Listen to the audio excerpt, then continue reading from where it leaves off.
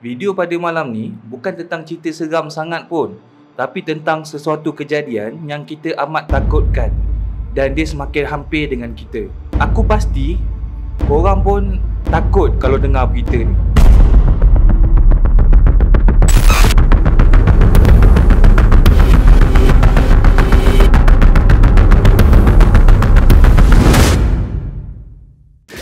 Jap geng. Sebelum saya sambung cerita pada malam ni, saya ada satu benda nak cakap, pesanan penaja lah. Di mana saya nak buat satu projek. Pada saat ini, aku akan upload setiap malam. Kalau tak upload video setiap malam pun, aku akan selang-seli video live cerita seram. Semuanya aku akan buat dekat TikTok ataupun YouTube guys. Projek kali ni, aku nak buat projek nak kahwin. Kenapa projek ni ada? Sebab nak kahwin lah geng. Aku perlukan support korang. Korang boleh share, korang boleh like, korang boleh on notification button, korang boleh komen banyak-banyak guys. For those yang nak support lagi, boleh bagi gift geng. Aku tak meminta kan, tapi kalau ada nak bagi, terima kasih banyak-banyak. Semoga murah rezeki, panjang umur. Apa-apa pun guys, thank you pada yang dah bantu, thank you pada mana yang dah singgah ke video ni. Jangan lupa like, jangan lupa share, jangan lupa subscribe geng. Thank you pada bagi super gift, super chat. Semoga terus murah rezeki. Sila sambung cerita ni. Semoga korang terhibur. Assalamualaikum. Assalamualaikum semua, welcome back to my YouTube channel. Apa khabar? Baik tak baik tu tim puaka sekalian. Sebelum tu jangan lupa like, jangan lupa subscribe, jangan lupa on notification button. Ada yang dah lama join, jangan lupa untuk follow saya punya social media dekat bawah. Yang dah lama tu bawa-bawa lah mengucap. Silap. Yang baru join tu bawa-bawa lah subscribe saya. Dan thank you juga pada mana yang bagi super gift, super chat. Semoga korang murah rezeki, panjang umur, dipermudahkan segala urusan korang. Korang ada tengok berita tak? Korang ada baca surat khabar online ke apa ke, dekat Facebook ke TikTok ke? Sebab benda ni dah viral sebenarnya tau. Kalau korang jenis yang tak ambil tahu hal dunia lah, ataupun korang jenis yang tak aware apa yang berlaku dengan keseliling, aku ada benda nak cerita dekat korang. Mes ini aku nak share. Tolong duduk rapat-rapat geng. Sekarang ni, dalam beberapa bulan ke hadapan, dijangkakan bumi kita ni berada dalam keadaan terburuk sepanjang zaman. Maksudnya, benda ni pernah berlaku dulu beberapa puluh tahun lepas, tapi sekarang dia akan kembali berulang balik. Tapi dijangkakan akan lebih teruk. Kenapa? Dikatakan akan terjadinya krisis makanan yang teruk di dunia kita geng. Tapi cerita dekat sini bukan sebab krisis makanan semata tau. Ada benda lain yang jadi, iaitu kemarau panjang. Diorang cakap, based on research lah, cakap kemarau panjang ni mengakibatkan banyak sangat sungai-sungai yang tersejat, di mana banyak sungai yang dulunya penuh dengan air sekarang makin mengering geng. Tambahan lagi, banyak juga tanaman, pokok-pokok, buah-buahan yang banyak rosak. Based on research lah, saintis cakap sepatutnya kemarau ni jadi pada bulan depan. Tetapi kemarau ni berlaku awal sebulan geng. Bukan setakat berlaku awal sebulan je, malah bacaan suhu tu meningkat daripada tahun lepas. Kalau tahun lepas tu macam geli-geli biasa-biasa je, tahun ni naik 2 kali ganda panas dia geng. Bila kemarau panjang ni berlaku, banyak kesan-kesan buruk lah yang kita nampak. Antara salah satunya adalah kita dapat nampak banyak ladang-ladang tanaman tidak dapat menghasilkan makanan. Tumbuhan yang elok tak dapat hidup sebab air tak ada geng. Tanah kering kontang. Bila ladang-ladang besar ni tak dapat hasilkan tanaman yang baik, diorang tak boleh ekspor keluar. Tambahan lagi, bekalan air bersih juga makin berkurangan.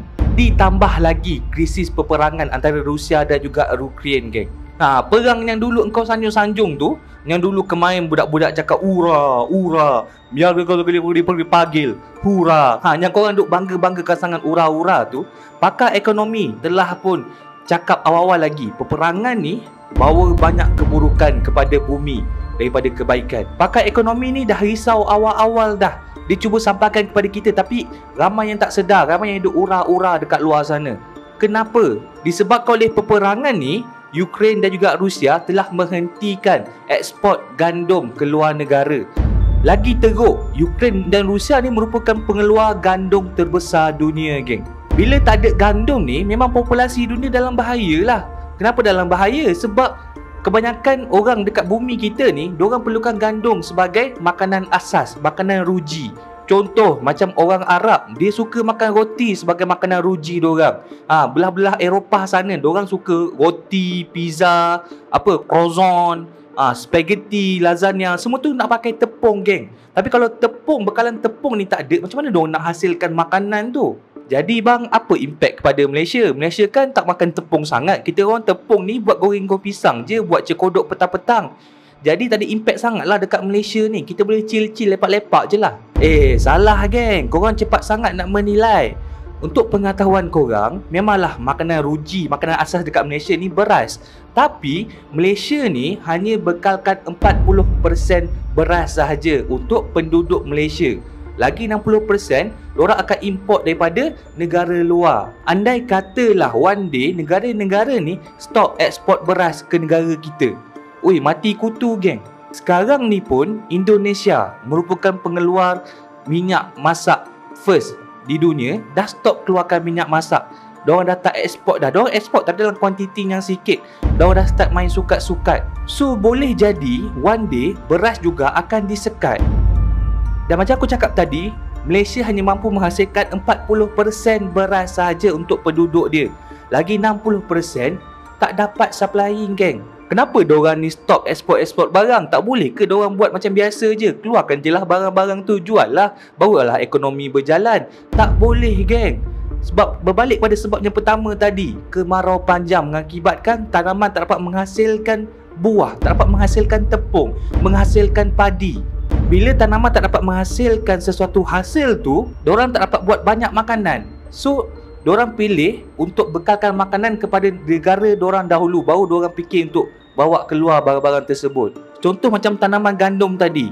Gandum tak dapat buat banyak sebab pokok banyak kering. Jadi negara tu akan supply gandum kepada negara dia dulu. Yang kat luar ni lantak engkau lah, yang penting negara aku dapat tepung dulu. Dan beras pun berkemungkinan akan jadi benda yang sama one day. Just tunggu masa je geng diumumkan. Krisis makanan dan juga kemarau ni baru dua benda geng. Ada lagi satu benda yang kita tak perasan, yang dia main dalam selimut. Tahu-tahu pam, dia tikam pisau geng. Apa dia? Kejatuhan mata wang. Kau fikir macam ni bila barang dah tak cukup, bila barang dah limited, dia akan buat apa? Dia akan start jual barang dengan mahal, betul tak? Kalau dulu beras, ni contoh kalau dulu beras harga RM10 sekampit. Contoh, bila barang tu sikit, barang tu limited, dia akan naik harga. Sekampit berharga RM30. Dan harga ni makin lama akan makin naik, sehingga menyebabkan kejatuhan mata wang, menyebabkan ringgit ni dah tak ada nilai geng. Sehinggalah yang paling takutlah, kita takut sangat nanti, mana tahu kan, gandum dah tak dapat, confirm roti naik harga. Mana tahu roti Gadian nanti, roti Gardenia tu satu bungkus RM50. Tambahan lagi berita yang tak best kita dengar, sekarang ni ringgit Malaysia tengah drop teruk, tengah jatuh teruk geng. Korang bandingkan ringgit Malaysia dengan mata wang luar. Ini bukan sebab inflasi, tapi ini sebab ekonomi kita yang tak teratur, pemimpin kita yang tak stable. Ringgit kita jatuh teruk, ramai pelabur yang lari ke negara luar. Macam yang kita tengok berita, kerajaan baru mengumumkan kenaikan harga barang 50 hingga 60% geng. Bila harga barang naik, dah tentu-tentu geng. Korang pergi kedai esok, kedai jual nasi-nasi, tambah nasi-nasi lauk ni kan, korang pergi sana, kalau hari ni kau makan RM7, bila harga barang naik nanti, berkemungkinan besar dah tak jadi RM7 geng, dia jadi RM17. Kau standby je. Ni benda betul geng, aku tak main-main. Muka aku memanglah muka macam suka main taman, tapi aku tak main-main pasal soal ni. Ini benda betul yang kita kena risaukan sekarang. Kita selalu dengar orang cerita yang benda-benda ni merupakan tanda-tanda besar kiamat. Tapi dulu kita tak percaya. Waktu dulu kita rasa macam mengarut lah, makanan banyak, takkanlah tak cukup. Duit tengah kuat, takkanlah mata wang boleh jatuh. Kita tengah merdeka, takkanlah kita boleh hidup susah. Diceritakan juga nanti akhir zaman akan ada kemarau panjang, di mana kemarau panjang tu mengakibatkan kekurangan bekalan makanan. Tambahan lagi akan wujudnya pelbagai jenis penyakit-penyakit baru yang susah nak jumpa penawar. Macam yang kita tahu sekarang ni COVID-19 pun tak settle lagi. Tapi orang buat-buat tak tahu, orang just hidup sebab nak hidup. Dilupakan COVID-19 ni walaupun benda tu masih ada dan bahaya. COVID-19 tak habis, ada satu lagi virus baru yang seram baby-baby. Virus apa? Virus mouth, feet, leg, clown of the disease. Apa nama penyakit tu? Penyakit kuku dan mulut, di mana penyakit ni senang sangat berjangkit di antara bayi, geng. Memang banyak sangat tanda-tanda kiamat ni yang makin lama makin besar, makin lama makin menunjukkan yang sebenarnya kita dah dekat sangat-sangat. Kita nak terima ataupun tidak je sebenarnya. Sebagai umat Islam, apa yang kita kena buat sebagai persediaan? Sebagai umat Islam, kita tahu kita kena buat apa. Kita kena banyakkan solat taubat, banyakkan berzikir, banyakkan buat benda baik, betul tak? Tapi sebagai manusia, sebagai engkau, aku, untuk subscriber yang bukan Islam, apa yang patut kita buat? Pesanan aku satu je. Hidup akan makin susah. Duit takkan ada nilai lagi, geng. Duit tu hanyalah sekeping kertas sahaja. Pergilah jengok kau punya jiran-jiran tetangga, adik-beradik, mak ayah. Tanya sihat ke tak, perlukan bantuan apa-apa ke tak. Ekonomi kita tengah teruk. Pemimpin kita semua buruk, geng. Aku tak pihak kepada mana-mana belah, tapi kita cakap mengenai realiti, mengenai sesuatu yang kau sendiri boleh fikirlah betul ataupun salah. Betul tak?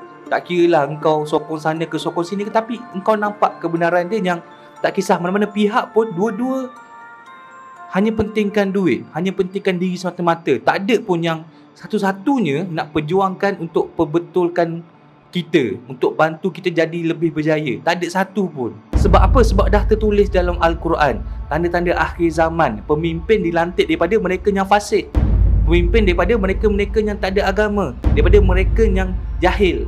Sekarang ni betul jadi kenyataan. Engkau terima ataupun tidak je, they never fight for us. Diorang masih jadi pemimpin bukan sebab nak pimpin kita, tapi jadi pemimpin sebab diorang tahu dalam satu malam diorang boleh ambil berjuta-juta ringgit semasa korang tidur. Sekarang ni engkau, aku kena faham yang realiti akan lagi teruk. Sama ada kau kena pilih dua benda je. Sama ada nak terus hidup dalam mimpi kau yang cakap dunia ni okey, kita masih merdeka, dunia masih aman, ataupun kau nak buka mata, tengok dekat luar sana apa yang jadi. Buka mata, pandang dengan mata hati, bukan dengan mata ni. Kalau kau pandang dengan mata ni, semua indah, semua boleh diputar belitkan. Tapi kalau kau pandang dengan mata hati, kau dapat nampak yang barang semua dah mahal, geng. Hidup semua orang dah susah. Gaji naik tapi tak dapat beli apa-apa pun. Kau buka mata hati kau, kau akan nampak semua benda ni. Keep help each other. Sentiasa tolong satu sama lain. Kalau kita rasakan COVID tu dah ending, dah perakhiran segala-galanya, sebenarnya kita salah, geng. COVID tu adalah introduction, the beginning, permulaan untuk the greatest reset, di mana kaya makin kaya, miskin makin miskin. Sekarang kita kena bersedia untuk hadap the journey, satu permulaan yang baru. Yang kita tahu permulaan ni disebut dalam Al-Quran. Yang kita tahu permulaan ni akan ada banyak buruk daripada baik.